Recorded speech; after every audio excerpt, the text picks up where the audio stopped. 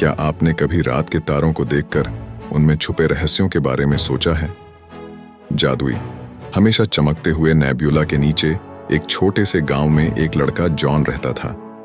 वह सामान्य दिखता था, लेकिन उसके दिल में साहस भरा हुआ था, खासकर जब बात नेब्यूला के रहस्यों की आती थी।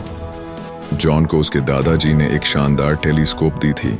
यह एक साधारण टेलीस्कोप नहीं था, बल्कि इसमें रहस्यमय पहेलियां छुपी थीं और जॉन उन्हें सुलझाने की चाबी था।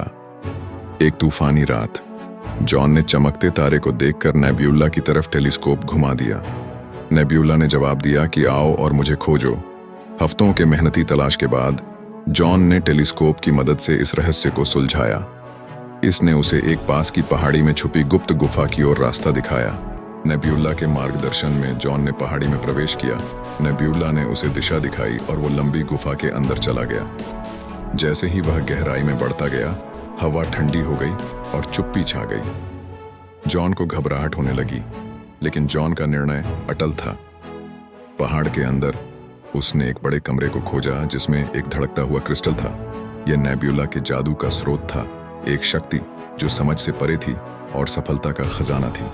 लेकिन जॉन अकेला नहीं था। डॉक्टर स्नीकी, एक रहस्यमयी आदमी, उसके साथ साथ चल रहा था, जिसका इरादा उस क्रिस्टल को चुराना था।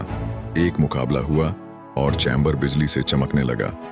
एक चरम पर लड़ाई हुई जिसमें जॉन ने डॉक्टर स्नीकी को बुद्धिमत्ता से हराया। चमकते तारे की सहायता और तेज सोच की एक बूंद के साथ जॉन ने सुनिश्चित किया कि नेब्यूला का जादू अच्छे के लिए उपयोग हो।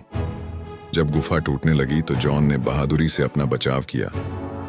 एक महाकाव्य की कहानी के हीरो की तरह महसूस करते हुए जॉन अपने घर की तरफ चला गया। जॉन ने इस सफर को रहस्य रखने का निर्णय लिया।